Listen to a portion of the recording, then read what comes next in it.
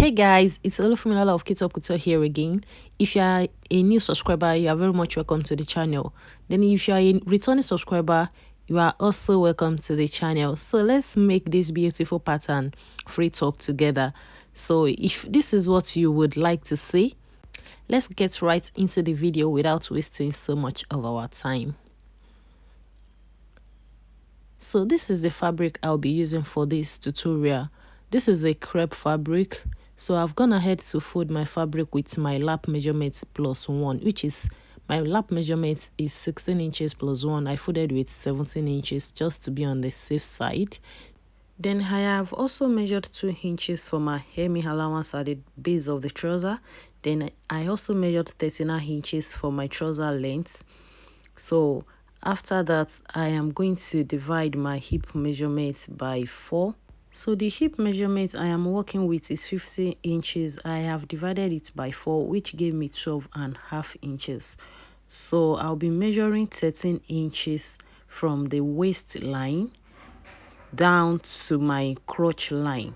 So I added extra half inch to my lap measurements for ease allowance. As ease allowance, that will serve as my ease allowance. This is not a fitted trouser, so I needed as much as ease as I want. So I connected that to my crotch line. You can get your crotch line by sitting on a flat surface and measure from your trouser band to the flat to where your bum ends on the flat surface. So that's how to get your crotch length. So I used 10 inches for this hip 50 measurement, and it was perfect on the person. So I'm trying to connect that with a slight curve. So the next thing I'll be doing now is to measure my band. This is a free trouser, so I added like extra 2.5 inches to my actual band measurements. So after that, I connected that to my hip line. Then I went ahead to my so after connecting my waist measurement to my hip measurements, the next thing I want to do is to get the midpoint of this whole fabric I'm working with. So the midpoint of this 16 inches we folded is 8 inches. So I'll be marking that on the fabric so that I can get proper position for my new measurements. So I don't want my measurement to be shifted to one side. So the new measurement I'm working with is 22 divided by 4, which gave me 5.5. I also added extra 5.5 inch to that, which gave me 6 inches, and I connected that to my hip measurement. I also used that 6 inches on both sides for the base of this trousers because it's a free trouser. I don't want it to be fitted, so I use the same measurement I am bringing from the new to the base of the trouser. So I'm going to connect that with my straight ruler now.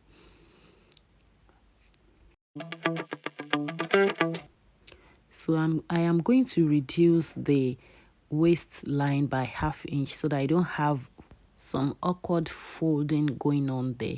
Then I also got the midpoint of the crotch line. I went in by 1/2 inch there and connected it to the crotch curve like so that I can have a flat area in that crotch line. So it's time to cut out the front piece now, like so. Then I'll be using the front piece to cut out my back piece. I'm just confirming my measurements if it's complete. Please, if you have watched my video to this level, I want you to subscribe to my channel, please. And turn on your notification button so that whenever I put up a new video, you'll be first to notified. Then don't forget to share and like my videos. Thank you. So I don't want any form of sharp objects going on there. That was why I cut off that area. So I'll be placing the front piece on another fabric. Then I'll make sure I have excess of about 3 inches around the crotch area. Yes, around that area. so I can extend my crotch to accommodate the buttocks. So after that, I'll be putting 1.5 inch sewing allowance all around that area. Then at the upper area around the waist, I went up with about 2 inches, then connected it to the waist area. Then in my hip area, I went in by 2 inches or so for sewing allowance. So just follow the steps, you are going to get it.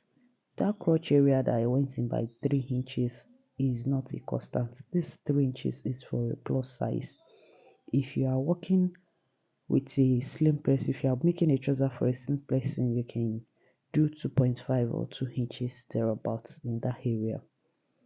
So I'll be cutting out the back piece now. I don't need any form of allowance in that folded edge facing me. The only part we need the allowance is around the crotch area or in the cutout area.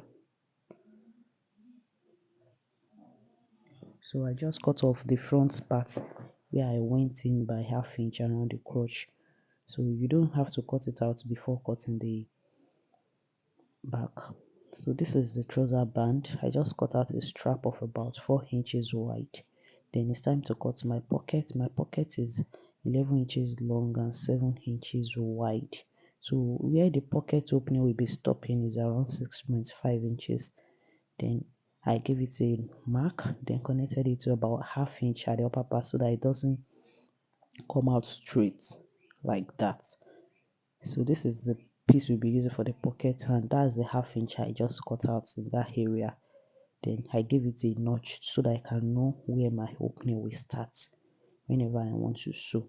Then in that area I went in to just give it a little cuff. It's not a must. You want to leave your pocket straight, but I like giving it a cuff in that area so that it doesn't just appear straight. So I am using that one to cut another piece. We'll be needing 4 pieces for the pocket, two for the right hand side, then two for the left hand side.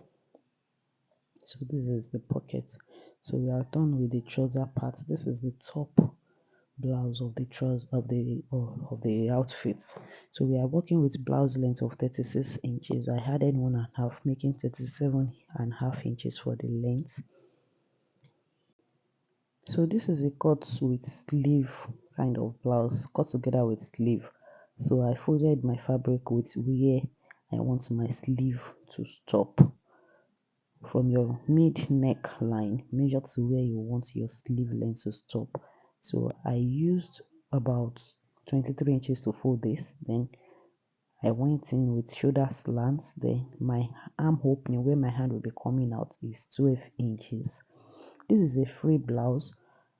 What I did is I just added 5 extra inches to my hip measurement.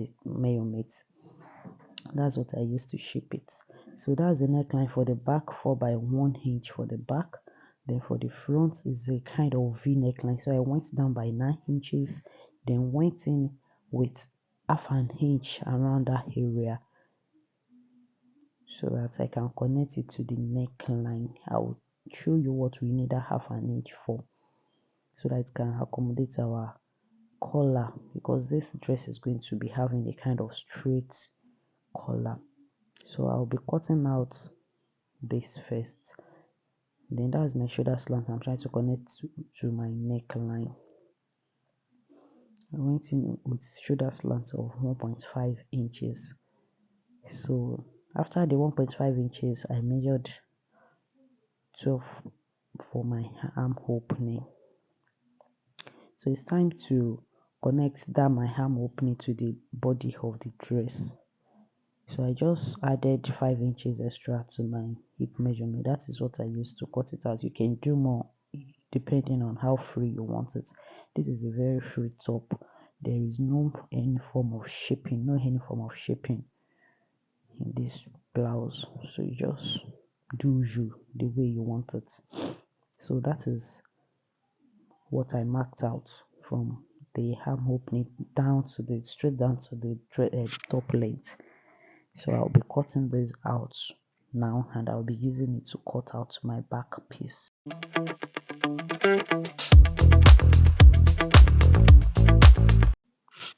So I'll be cutting out the front neckline alone with the shoulder slants in the upper area, so that when I finish cutting my back piece, I will use it to cut, then I can cut out the front neckline. So I've gone ahead to fold another fabric for the back piece. This outfit doesn't have a zipper, but the fabric I have won't be enough if I am to cut it together the way I cut the front, so I had to cut it out in pieces. Then I give it 1 inch allowance at the back so that I can use it to join it together. But if the fabric you are using is enough, if you can get it and in cut together, then you don't need to slit the back piece. So I can now cut out the front neckline now. Then I'll be measuring what I have in that area, which is 9 inches. Then I will also measure what I have in the back neckline also, and add it together to my front neckline. I have about 5 inches in the back neckline, aside the zip and the joining part. It's not meant for zipper, but let me just call it a zipper allowance. So when I added it to that 9 inches, I got 14 inches in total. So I'll be cutting out a strap of about 4 inches, then about 15 inches long. That is what we are going to be joining to the neckline as our collar. So this is the strap now. It's better you cut it out in excess so that you don't have a shortage by the time you want to join it to the fabric. So we'll be folding it into two to give us our desired length. So for the sewing aspect, I have gone ahead to join my trouser crotch line with half an inch in that area.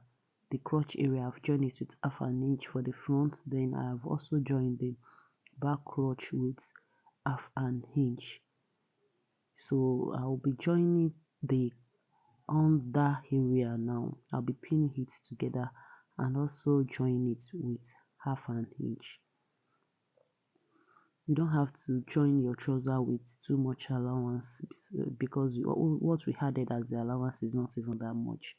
Then you don't want to have a bulky sewing allowance, so that by the time you're ironing, your trouser will be bulging out, or it won't be laying flat. So I will join that area with half an inch or so, ensures what we have after joining it.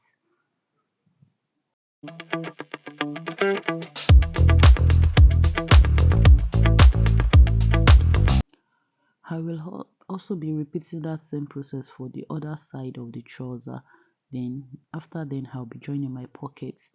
I've gone ahead to join the curvy part of the pocket first to the notch area of 6.5. Then I join it to the side of the trouser, the front part, then top stitched it. Then the other part of the pocket, I will be pinning it to the back piece of the trouser and also stitch it down. But this area you will not be top stitching this time around because it's the back area. So you don't need to stop stitch after joining that area. So after joining that part, you just go down and stitch it with half an inch. So after that, you can see what we have. I have stitched that side area, the down part, and this is what we have around our waist. After joining that part, then I have also gone ahead to fold my 2 inches hemming allowance at the down part of the trouser. You can see what we have after doing that. You can see the trouser is already looking beautiful. So what we are going to be doing next is to put our band and our elastic. This trouser is going to be having elastic. So this is the band, the trouser band. I cut out 4 inches for my band. So we are going to be folding it into two. Join it together first and fold it into two. So after joining the band and fixing the band and elastic to the trouser, then we are done with the trouser parts. So we can now go to the top part. So this is the top of the trouser. I have gone ahead to fold my hem with just half an inch. Then I have joined the shoulder area with half an inch. This is a very straightforward join. You don't need any form of shaping or any form of markings. So after doing that, the major work is on the neck area where we are going to be fixing our collar, the collar we cut out the other time. I have stabilized it with a paper stay, a flexible stay. So after that, I folded it into two. Then from that joining area at my back neckline, I'll be pinning it down to the neckline at the back, straight down to the front neckline. This is the major work on this top, so you just want to take your time and pin it down gently so that it doesn't get stretched out. Just want to take your time and pin it down before you take it to your sewing machine to sew.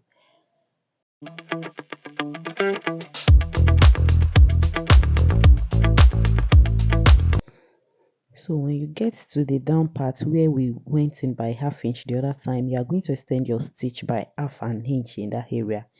You are not going to stop immediately after the neckline. So let me sew it and show you what we have. You can see what we have after stitching it down. You can see the wrong side. You can see where I was talking about the other time. I went down, I sewed it down past half an inch, then I gave it a notch in that area. So you are just going to overlap that collar on each other and top stitch the half inch allowance you have at the down part, and top stitch the neckline area all around. Then you can take it to your weaving machine and weave the excesses. So you can see what we have now. You can see what we have. You're just going to top stitch that area and give it a good press. Then sew the side of the top with just 1 inch and also weave it and give it a good press. So we have come to the end of this tutorial. You can see what we have after sewing and ironing. You can see how beautiful it looks. Thank you guys for watching. Don't forget to subscribe to my channel and give my videos a thumbs up, and don't forget to share to your loved ones. Thank you guys for watching. See you in my next video. Bye bye.